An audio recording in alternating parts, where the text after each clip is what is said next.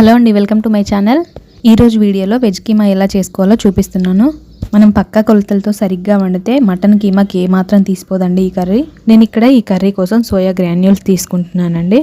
Soya granules అంటే meal maker సన్నగా crush చేసి ఉంటుంది. ఇది బయట సూపర్ మార్కెట్లలో దొరుకుతుంది. ఈ సోయా గ్రాన్యూల్స్ని ముందుగా ఒక కప్పు తీసుకుని వేడి నీళ్ళలో నానబెట్టుకుని పక్కన పెట్టుకోవాలి.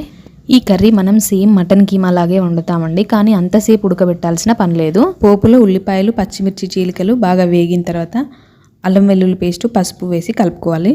ఇది చాలా మంచి టేస్టీ అండ్ హెల్తీ ఫుడ్ అండి. డైటింగ్లో ఉన్న వాళ్ళు కూడా దీన్ని వాళ్ళ డైట్లో యాడ్ చేసుకోవచ్చు. అంతేకాదు మీల్ మేకర్ మంచి ప్రోటీన్ ఫుడ్ కూడాను. సో ఈజీగా తొందరగా అయిపోతుంది కాబట్టి దీన్ని మీరు లంచ్ బాక్స్లో కూడా ప్రిపేర్ చేసుకోవచ్చు అండి. ఇప్పుడు టేస్ట్కి సరిపడా కారం, ఉప్పు, ధనియాల పొడి వేసుకొని బాగా కలుపుకోవాలి. నేను ఇక్కడ మ్యాగీ వెజిటబుల్ మసాలా యూజ్ చేస్తున్నానండి. మీరు ఇంట్లో ప్రిపేర్ చేసిన గరం మసాలా అయినా యూజ్ చేసుకోవచ్చు. గరం మసాలా పూర్తిగా ఆప్షనల్ అండి. మీరు స్పైసీగా కావాలంటే వేసుకోవచ్చు, లేదంటే స్కిప్ చేయొచ్చు. ఇప్పుడు ఈ మసాలాలన్నీ బాగా వేగి ఇలా చూపిస్తున్నట్టుగా నూనె పైకి తేలిన తర్వాత మనం నానబెట్టుకున్న సోయా గ్రాన్యూల్స్ని వాటర్ లేకుండా పిండి దీంట్లో యాడ్ చేసుకోవాలి. ఈ మసాలా అంతా వాటికి పట్టేలాగా స్టవ్ని మీడియం ఫ్లేమ్లో ఉంచి బాగా కలపాలి. ఇప్పుడు బాగా కలిపిన తర్వాత మసాలా అంతా వాటికి పట్టుకుని నీళ్లు లేకుండా డ్రైగా పొడి పొడిలాడుతూ ఉంటుంది. నేను ఇక్కడ 2 టమాటాలు కూడా చిన్న ముక్కలుగా కట్ చేసి యాడ్ చేసుకుంటున్నాను.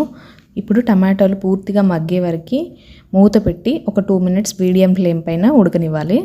2 నిమిషాల తర్వాత మూత తీసి చూస్తే టమాటాలు మెత్తగా మగ్గిపోయాయి.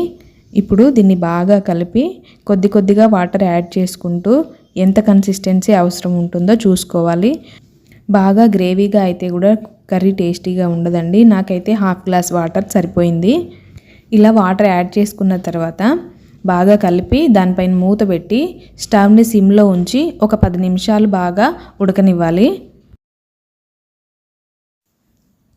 చూడండి, 10 నిమిషాల తర్వాత మూత తీసి చూస్తే మన కర్రీ రెడీ అయిపోయింది.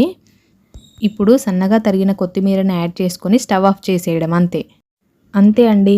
ఎంతో టేస్టీగా ఉండే అండ్ హెల్దీగా ఉండే వెజ్ కీమా రెడీ అయిపోయింది. ఈ కర్రీ చపాతీలోకి, రోటీలోకి, అలాగే కాకుండా అన్నంలోకి కూడా చాలా టేస్టీగా ఉంటుంది. ఈ సోయా గ్రాన్యూల్స్ కర్రీ అదే అండి వెజ్ కీమా. మీరు ట్రై చేయండి, మీకు కూడా తప్పకుండా నచ్చుతుంది అనుకుంటున్నాను. Thanks for watching my video. Bye bye.